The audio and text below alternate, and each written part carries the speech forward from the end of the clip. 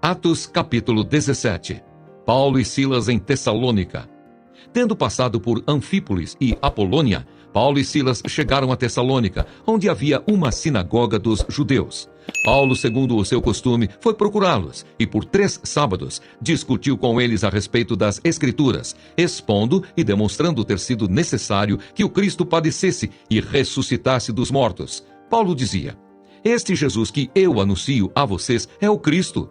Alguns deles foram persuadidos e se juntaram a Paulo e Silas. O mesmo aconteceu com numerosa multidão de gregos piedosos e muitas mulheres importantes. Os judeus, porém, movidos de inveja, trazendo consigo alguns homens maus, dentre a malandragem, reuniram uma multidão e provocaram um tumulto na cidade. E atacando de surpresa a casa de Jasson, procuravam trazer Paulo e Silas para o meio do povo. Porém, não os encontrando, arrastaram Jasson e alguns irmãos diante das autoridades, gritando: "Estes que promovem tumulto em todo o mundo chegaram também aqui, e Jasson os hospedou na casa dele. Todos estes agem contra os decretos de César, dizendo que existe outro rei, chamado Jesus." Tanto a multidão como as autoridades ficaram agitadas ao ouvir estas palavras. Porém, depois de terem recebido deles a fiança estipulada, as autoridades soltaram Jasson e os outros. Paulo e Silas em Bereia. E logo durante a noite, os irmãos enviaram Paulo e Silas para Bereia. Ali chegados, dirigiram-se à sinagoga dos judeus. Ora, estes de Bereia eram mais nobres do que os de Tessalônica, pois receberam a palavra com toda a avidez, examinando as Escrituras todos os dias para ver se as coisas eram de fato assim. Com isso, muitos deles creram, mulheres gregas de alta posição social e muitos homens.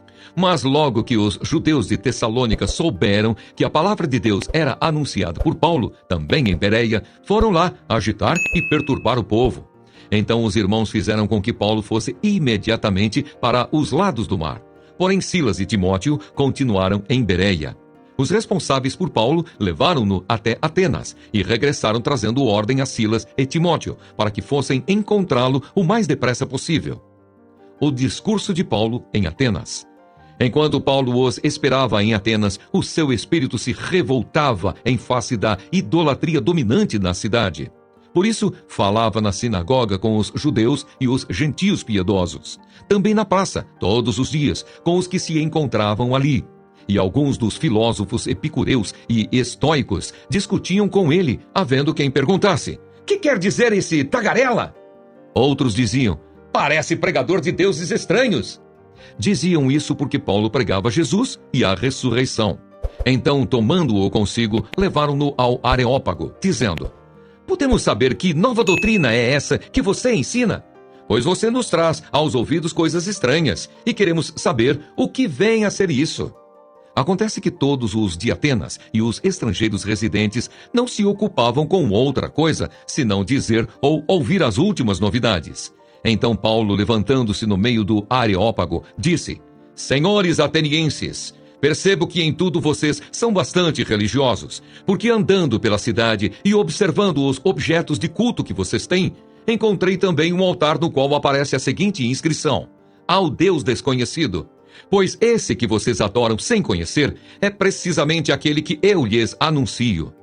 O Deus que fez o mundo e tudo o que nele existe, sendo ele Senhor do céu e da terra, não habita em santuários feitos por mãos humanas, nem é servido por mãos humanas, como se precisasse de alguma coisa, pois ele mesmo é quem a todos dá vida, respiração e tudo mais.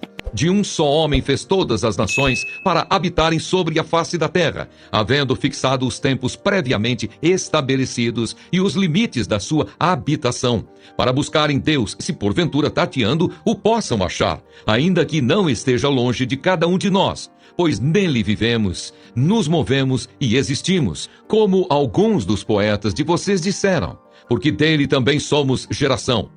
Portanto, visto que somos geração de Deus, não devemos pensar que a divindade é semelhante ao ouro, à prata ou à pedra, trabalhados pela arte e imaginação do homem.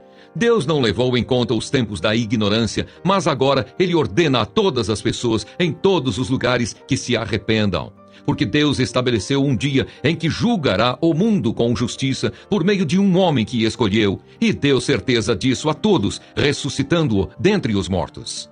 Uns zombam, outros creem. Quando ouviram falar de ressurreição de mortos, uns zombaram e outros disseram: a respeito disso ouviremos você em outra ocasião. A essa altura Paulo se retirou do meio deles. Houve, porém, alguns homens que se juntaram a ele e creram. Entre eles estava Dionísio, o Areopagita, uma mulher chamada Dâmaris, e com eles mais algumas pessoas.